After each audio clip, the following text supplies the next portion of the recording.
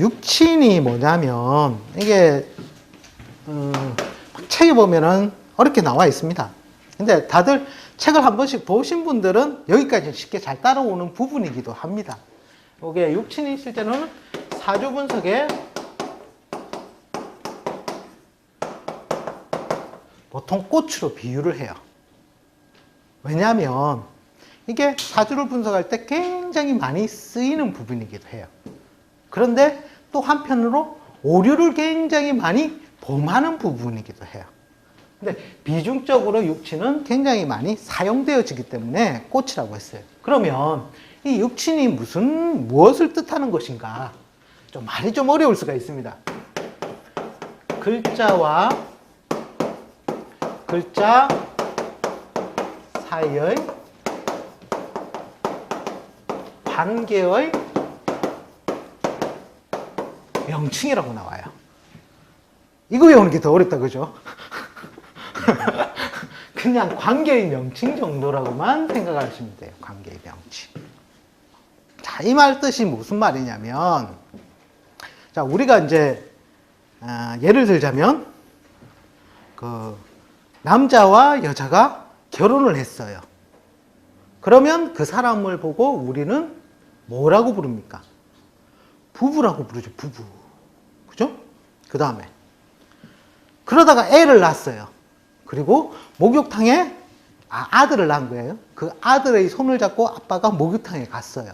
그러면 다른 사람들이 그 사람들을 보고 뭐라고 불러요? 부자. 이런 식으로 해서 우리가 아주 많이 배웠던 그 간지들의 관계가 그런 식으로 명칭 지어졌다라는 거예요. 명칭. 어려운 게 아니라 이것도 하나의 사주적인 용어일 뿐이거든요. 수어일 뿐인데 우리가 이 공부를 하려면 요 정도 수어라든지 용어는 알고 있어야 다음 진도 나가기가 편하다는 거예요. 빨리빨리 캐치를 할 수 있고. 그러니까 어렵게 생각하지 마시고 남자 여자 만나 결혼한 사람들하고 부부라 하듯이 우리는 우리 쪽 용어로 그러한 명칭들을 설명해 놓은 것이구나 라고 생각하시면 돼요. 자, 그리고 우리가 제일 첫 번째 시간에 배운 게 뭐가 있습니까? 제일 첫 번째. 명리학을 시작하기 전에. 그거 아니라 제일 먼저 배우는 것은 항상 음양이라는 거예요. 음양. 음양은 제가 무궁무진하게 쪼갤 수 있다라고 말씀을 드렸어요. 그럼 기억나십니까? 네. 그 다음에 두 번째 배운 게 뭐냐면 오행을 배웠어요. 모, 화, 토, 금, 수라는 오행을 배웠죠. 네? 네. 자, 이 글자들의 관계의 명칭이라는 거예요. 그러니까 손듭니다. 선생님, 5개밖에 안 되는데 왜 육친이라고 합니까? 자, 여기서 빠진 게 뭐냐면 본인이 빠졌다는 거예요. 본인. 그죠? 그러니까 5 더하기 1 하면 6. 그래서 육친이 되는 거예요. 육친. 어렵게 생각하지 마시고. 그 다음에 세 번째로 배운 게 뭐였습니까? 우리가 상생관, 상극을 배웠어요. 그죠?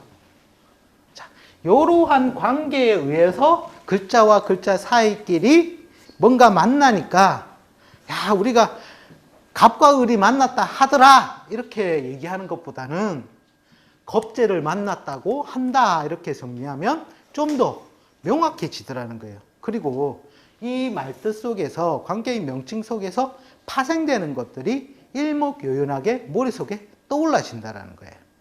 그러니까 갑과 을이 만난 것을 우리가 막 설명을 다 하려면 굉장히 설이 길어진다는 거예요. 우리가 몇 시간 동안 그걸 했었잖아요. 그죠? 그거를 갖다가 단순화시킨 것이다 라고 생각하시면 돼요. 단순화시킨 것이다. 자, 상생은 어떻게 나타내죠? 봄, 여름, 가을, 겨울 지나간다. 그죠? 기억나십니까? 네, 봄 다음에는 여름이 오고, 그 다음에 가을이 오고, 그 다음에 겨울이 오죠? 자, 이렇게 서로 생한다는 것은 낳는다라고 표현을 해도 돼요. 낳는다라고. 어쨌든 생하는 관계는 이렇게 주어지고, 그 다음에 상극은 어떻게 주어집니까?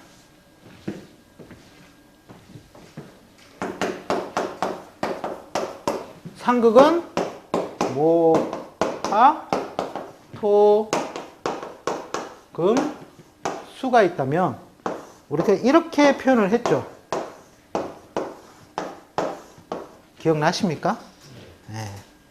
이것이 상생이고, 상극, 극하니까 나쁘다라고 책에 나와 있는데 절대 아니다. 컨트롤한다, 제어한다, 조절한다 라고 제가 말씀드렸죠. 그리고 큰 음량이 맞아지기 때문에 여기서 활동력이 생긴다. 그래서 좋은 것이라고 저는 설명을 드렸어요. 기억나십니까? 대답이 없으시네요. 어쨌든 이러한 관계에 의해서 이제 이 육친이라는 것이 이제 6가지 육친이 나와요. 네, 그걸 이제 하나하나 해볼 건데요. 자, 이걸 이제 어떤 식으로 보냐면, 자, 목이, 예를 들어서 목으로 하나 해볼게요. 목이 있는데, 목이 왔다면, 똑같은 애들이 왔는 거죠. 예? 이거를 비겁이라고 한다. 비겁이라고 하고, 그 다음에 이렇게 화가 온 것 있죠. 이걸 화가 온 것은 어떻게? 목이 여름을 맞는 거죠. 그리고 우리가 상생의 관계에서 보니까 생하는 관계죠, 그죠? 이렇게 생을 하는 관계가 왔을 때 이것을 우리가 식상이라고 우리가 이름을 붙이자라고 한 거예요. 식상. 자, 그 다음에 토의 관계가 오면 어떻게 돼요? 목의 입장에서 토를 보았을 때. 그러니까 극하는 관계죠. 네. 이렇게 뭔가 이런 식으로 해서 극의 관계가 주어졌을 때를 우리가 재성이라고 하자라고 한 거예요. 재성. 자, 그 다음에 내가 극하는 것도 있지만 내가 극을 당하는 것도 있죠. 이런 식으로. 그래서 이제 가을을 만났을 때, 즉 금을 만났을 때, 요거는 뭐 토는 내가 극하는 것이지만 금이 이제는 나를 오히려 극하는 관계가 이루어지잖아요. 그러니까 나를 제어하는 관계라는 거죠. 자, 내가 제어를 당하는 관계가 어디입니까, 보통? 들어보다 돈 벌러 가려면 어디를 간다? 조직을 가죠. 그 앞에서 내 마음대로 머리를 들이밉니까? 부장님 앞에 가면은 고개가 숙여집니까? 그와 마찬가지로 나를 컨트롤하고 제어하는 관계가, 이걸 보고서 우리가 관성이라고 하자라고 한 거예요. 그럼 이제 하나 남았죠. 하나는 뭐가 남았습니까? 이제 수가 남은 거예요, 수가. 맞죠? 자, 이 수라는 것은 뭐예요? 이거는 화는 내가 생하는 것이고, 그 다음에 토는 내가 극하는 것이고, 금은 내가 극을 당하는 것이고, 그 다음에 수는 생을 당하는 거죠. 생을 받아내는 것. 토가 무엇을 낳는다? 목을 낳잖아요. 그죠? 이렇게 낳는 관계일 때 이것을 보고서 우리는 뭐라고 하냐면 인성이라고 하자라고 한 거예요. 인성. 다른 책에 보면 인성을 인수라고도 표현을 합니다. 같은 용어라고 생각하시면 돼요. 이렇게 내가 있고 하나, 둘, 셋, 넷, 5개 이렇게 5개의 관계로서 이런 식으로 6개가 형성되니까 이것을 보고 여섯 육자를 써서 육친으로 표현을 한 거예요. 그 다음에 우리가 요 상생상극 배운 다음에 우리가 무엇을 배웠죠? 목화토금수를 음량적으로 쪼개어보자. 그렇게 해서 천간에는 뭐가 나왔습니까? 가불병정 무기 경신 임계를 배웠고, 그 다음에 지지로는 자축인묘진 사오미 신유술 해를 배웠단 말이에요. 자, 그러면 이제 요거는 음량이 뭉텅거려져서 뭔지 모르잖아요. 그거를 이제 분류를 한 거예요. 분류. 그 분류를 해보니까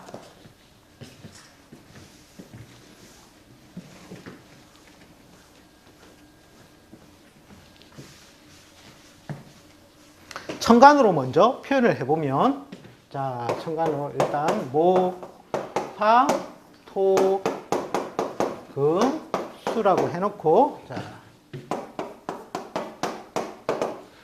목에는 뭐가 있었습니까?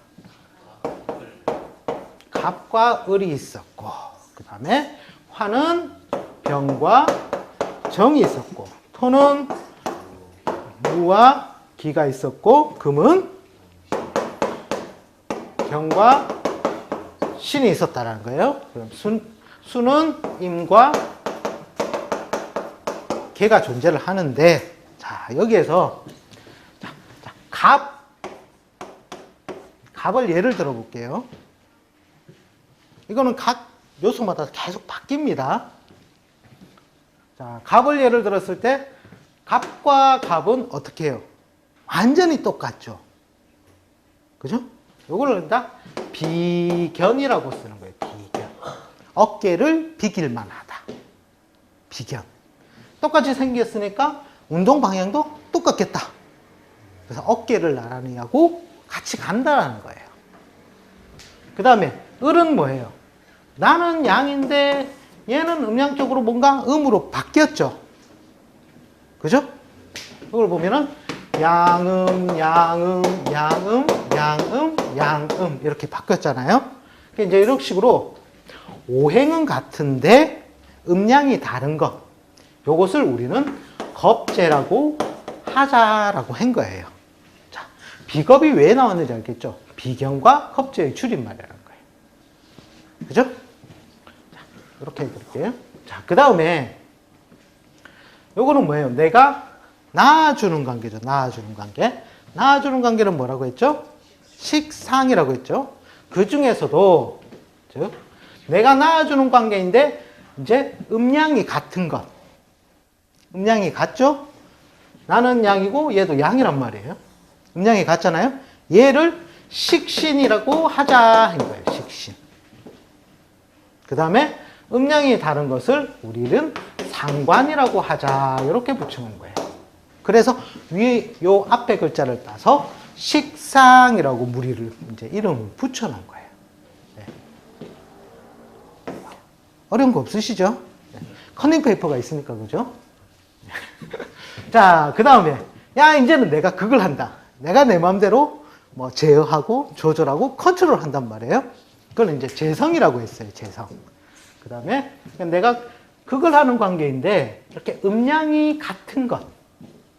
음양이 같을 경우에 뭔가 치우쳐졌다고 해서 치우칠 편자를 써요. 그렇게 해서 이거는 재성은 재성인데 치우쳐진 재성이라고 해서 편재라고 써요. 편재. 그러니까 이거는 자석에 N극과 N극이 만났다라고 생각하시면 돼요.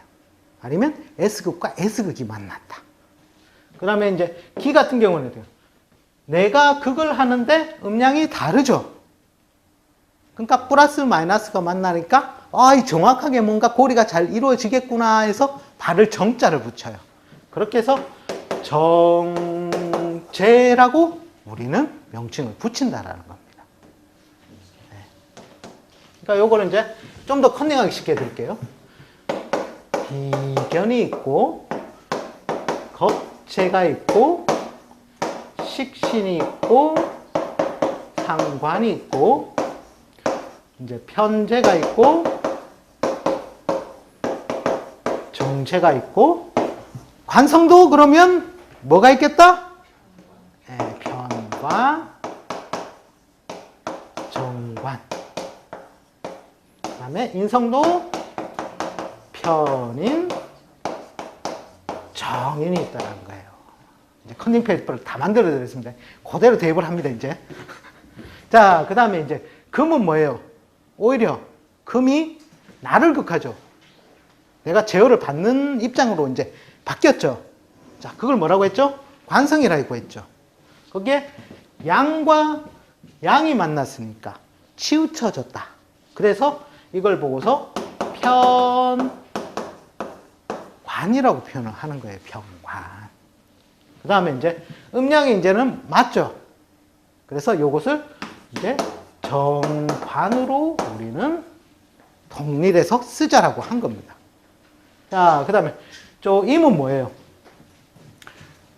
수가 목을 생하는데 음량이 치우쳤죠. 플러스로. 그래서 이것을 편인이라고 하고, 그 다음에 걔는 뭐예요? 음량이 이제 짝이 맞아졌죠. 그래서 이것을 전인이라고 하자라고 한 거예요. 자, 고스란히 그대로 여기 왔죠. 자, 그러면 자, 갑은 그렇다 치고 을은 어떻게 되겠어요?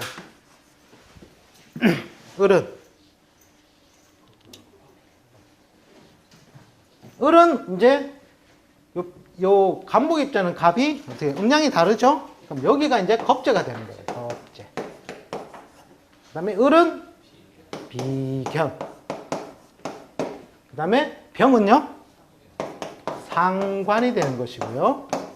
정은 식신이 된다는 거예요.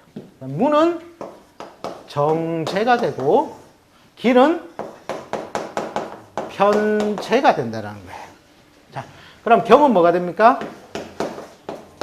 정관이 되고 신은 편관이 되고 그 다음에 임은 정인이 되고 걔는 편인이 된다라는 거예요. 이걸 이제 갑을병정 무기경신임계로 연습을 해야 된다라는 거예요. 연습을. 그러니까 우리가 이제 팔자에 풀일 때 보면 이렇게 사주팔자 간지가 나와 있고 그 밑에 보통 오행이 나와요. 그 다음에 그 밑에 보면은 우리가 육친으로 표현을 해놔요. 사주, 간지, 감정편 우리가 출력을 해보면. 이제 여기에 쓰이는 부분으로 들어가는 것들이에요. 자, 그러면 다 하기에는 시간이 조금 오늘 이거 하다가 지지하면 끝나요. 이렇게 하면.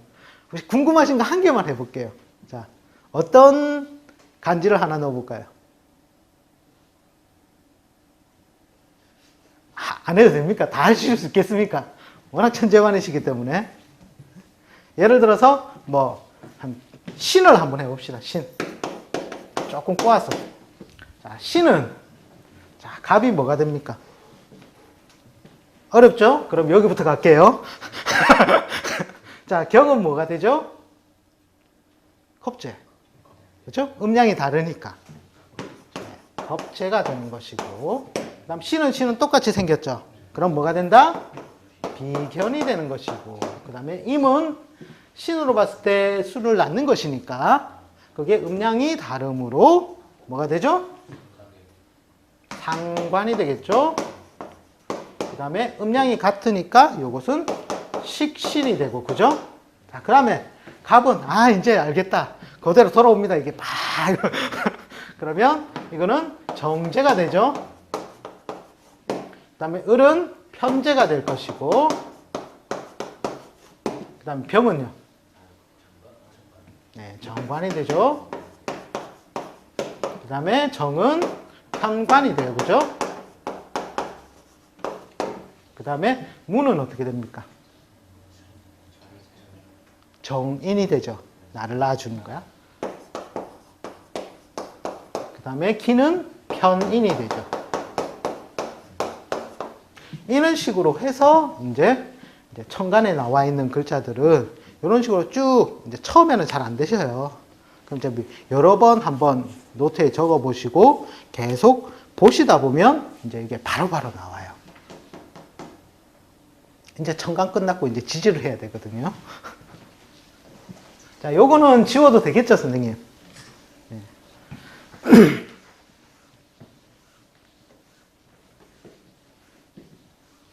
자, 지지에서도 우리가 목, 화, 토, 금, 수로 나누어 보면 목은 지지로서는 인, 묘, 그 다음에 화는 사, 오, 그다음에 토가 여기에서 진과 술 이렇게 들어가요. 여기는 축과 미. 갑자기 어려워졌습니다. 그죠? 원래 했을 때는 어떻게 했어요? 우리가 목의국이다 인, 묘, 진, 사, 오, 미, 신, 유, 술, 해, 자, 축이라고 했단 말이에요. 자, 그런데 얘는 우리가 토로서 배워요. 토로서. 그 다음에 요 미도 토로 배우고, 그 다음에 술도 토가 되고 축도 토가 돼요. 원래 토라는 것이 우리가 배울 때 뭐로 배웠습니까? 천간으로 무와 기가 있다라고 배웠죠. 이 말은 이렇게 윗부분에서 뭔가 오행적으로 중재해서 넘겨주는 기운이죠. 그죠? 네. 그렇게 해서 무와 기를 우리는 토라고 배웠어요. 여기에 마찬가지로 지지로 내웠을 때 얘는 봄이란 말이에요. 봄. 맞죠? 봄이라 배웠고, 사오미를 우리는 여름이라 배웠어요. 자, 봄과 여름 사이를 중재해주는 애가 있더라는 거예요. 걔가 뭐냐면 진이라는 거예요. 그래서 토의 기운이 있다라고 하는 거예요. 그래서 이거를 진을 양의 토라고 우리는 붙이고요. 그러면 자동방으로 여름에서 가을 갈 때 중매해주는 글자가 있겠다 없겠다? 있겠죠? 걔가 미가 되는 거예요. 이거를 음의 토라고 하자라고 붙인 거예요. 그 다음에 가을에서 겨울로 간다? 그러면 그걸 중매해주는 토가 또 있겠죠? 요거는 다시 또 양의 토라고 붙인 거예요.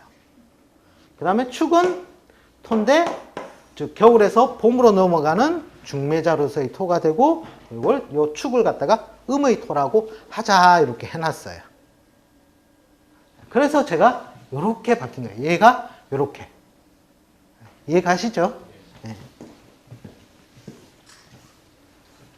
자, 그러면 또 지우면 또 힘드실까봐. 자, 금은 뭐가 나왔습니까? 금. 네. 지지, 신, 그 다음에 유가 있고, 그 다음에 수는요, 해자가 있다는 거예요.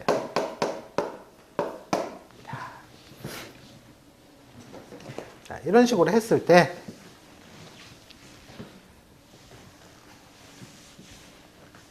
자, 인을 양의 목이라고 우리가 보통 불러요.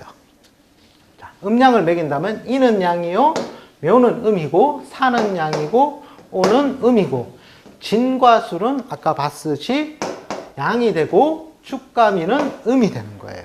자, 그 다음에 지지신금은 양이 되고, 유는 음이 되고, 그 다음에 해는 양이 되고, 자는 음이 된다라는 거예요. 이렇게 해서 음양으로 배속을 시킬 수가 있다라는 거예요. 근데 지지 맨 처음에 배우실 때 혼동되는 부분이 하나가 있어요. 자, 우리가 자부터 시작하잖아요. 그죠? 자축, 인, 묘, 진, 사, 오, 미, 신, 유, 술, 해. 이렇게 흘러간다고 배웠어요. 그래서 이걸 갖다가 순서, 즉 우리는 이거를 차서라고 많이 얘기를 해요. 차서. 순서에 의해서 음양을 매겨보면 뿔마, 뿔마, 뿔마, 뿔마, 뿔마, 뿔마가 돼요. 그렇게 되겠죠? 양, 양, 양. 그냥 순서대로 매긴 거예요. 순서대로 매기면 이렇게 돼요. 그죠? 그러면 우리가 봅시다. 축은 음에 더 나오는구나. 그죠? 그 다음에 진은 양의 토. 그 다음에 미는 음의 토. 그 다음에 술은 양의 토. 정확하게 맞아 떨어지죠. 네. 그 다음에 헷갈리는 게 뭐냐면 요거예요. 자. 그 다음에 사. 요거는 바뀌었는데요. 육친에 의해서 뭔가 시작되는 부분은 플러스로 하는 거예요. 플러스. 해도 플러스가 되는 것이고, 그러면 자동방으로 자는 마이너스가 된다는 거예요. 뭔가 기운을 시작하는 것은 양으로부터 시작이 되는 거거든요. 그래서 사도 플러스가 되고 그래서 오는 마이너스. 이런 식으로 해서 정해지기 때문에 해는 플러스로 쓰고 사도 플러스로 쓴다라는 거예요. 요거는 차이가 조금 차서하고 육친의 배합에서는 음량의 차이가 발생을 한다라는 거예요. 순서 이거는 어려우시면 안 해오셔도 됩니다. 네. 요게 더 중요한 겁니다. 자, 이렇게 봤을 때, 자, 이제는 그 값을 하니까 재미가 없잖아요. 이제 병을 해볼까요? 이제 얼마나 외우셨는지 한번 테스트처럼으로. 자, 병. 병하고 좀 비슷하게 닮은 놈이 어디 있습니까? 자, 병은 우리가 천간적으로 여름이라고 했어요. 여름. 또 초여름. 초여름이 어디 있습니까? 사가 있죠? 그럼 얘가 뭐가 된다? 얘도 플러스니까. 플러스와 플러스가 만났으니까 이것을 비견이라고 하자. 그럼 오는 겁재가 된다는 거예요. 겁재. 자, 그 다음에 이거면 내가 생하는 거죠. 진수를 뭐라고 하자?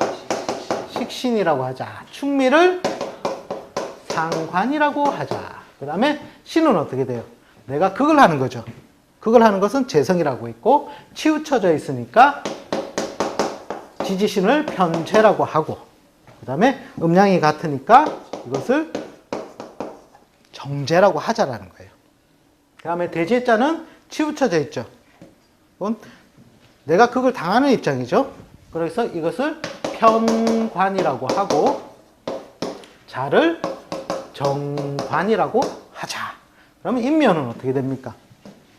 나를 생해주는 것이니까 인성이 되죠. 그래서 치우친 것은 치우칠 편자를 써서 편인이라고 하고 요를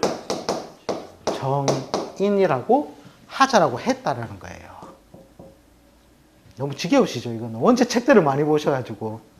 자, 이렇게 해서 이 내용을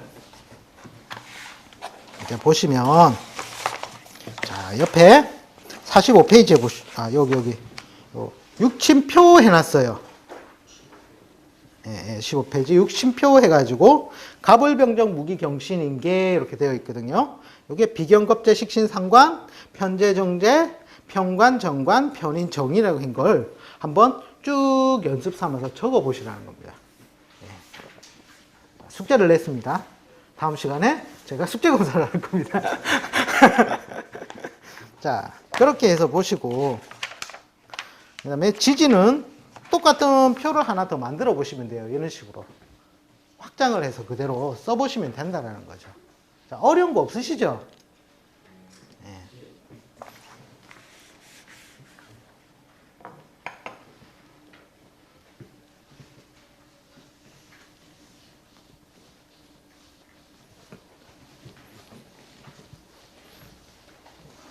거기 보시면 우리가 14페이지에 그림이 하나가 있어요.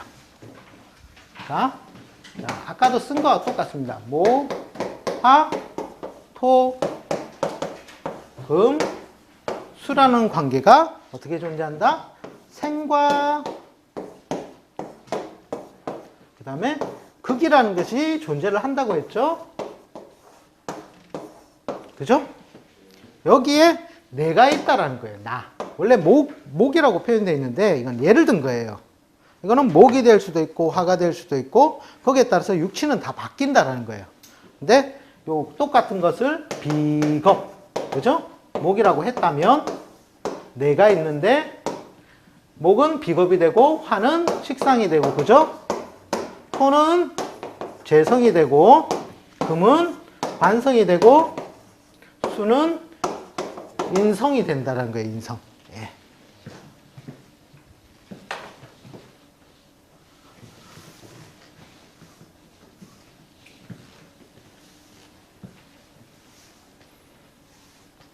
자, 요 그림은 이제 한 단계 업그레이드 진화를 시킬 거예요.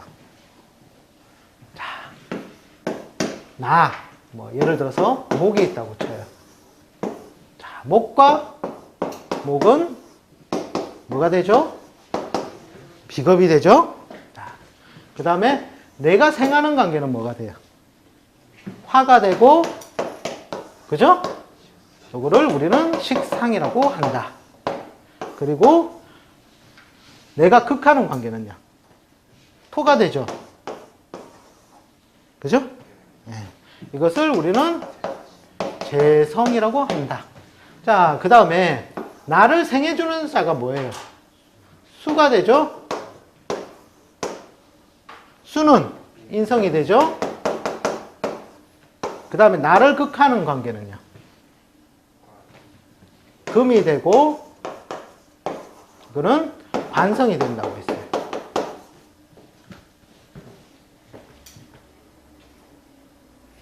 이제 이 그림에서 이 그림으로 나오셔야 돼요.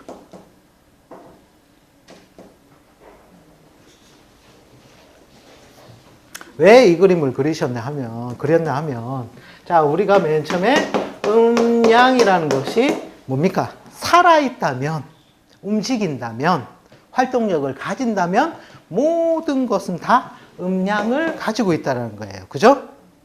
즉, 음양이 짝지어져야지만 활동성이 생긴다는 거예요. 자, 그 음양이 짝지어지는 게 가장 크게 봤을 때는 뭐예요? 재성과 관성이 된다는 거예요. 큰 음양으로 짝지어 본다면. 이것이 실제로는 우리 뭐 책에 보시면 용신 나오시죠. 격국용신에 보면 뭐 용신이 오면 무조건 대발하고 이런 식으로 설명을 많이 해놨어요. 근데 저희 쪽에서 얘기하는 용신은 재성과 관성만이 용신이라고 우리는 표현을 합니다. 왜? 삶을 살아갈 수 있게 해주는 짝이라는 거예요. 그러니까 이런 식으로 그림을 바꿔볼 수가 있겠죠. 그래서 팔자 빨리 보시려면요, 이것만 잘 찾으시면 돼요. 그리고 거기에 따르는 소통자가 뭐가 되느냐? 재성을 취하려면 식상이 되고, 그죠? 관성을 취하려면 인성이 된다는 거예요. 인성.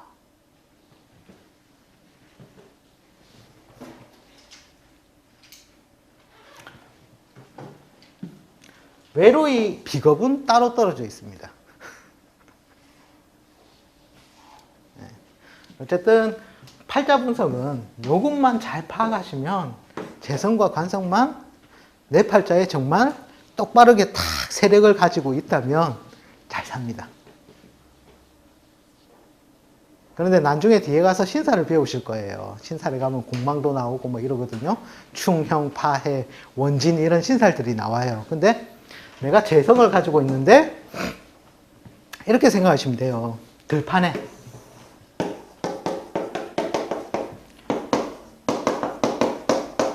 벽시가 있다. 참새가 한 마리 날아왔다. 즉, 이 말은 뭐냐면, 이게 벽시라는 게 뭐냐면, 참새 입장에 봐서는 뭐가 돼요?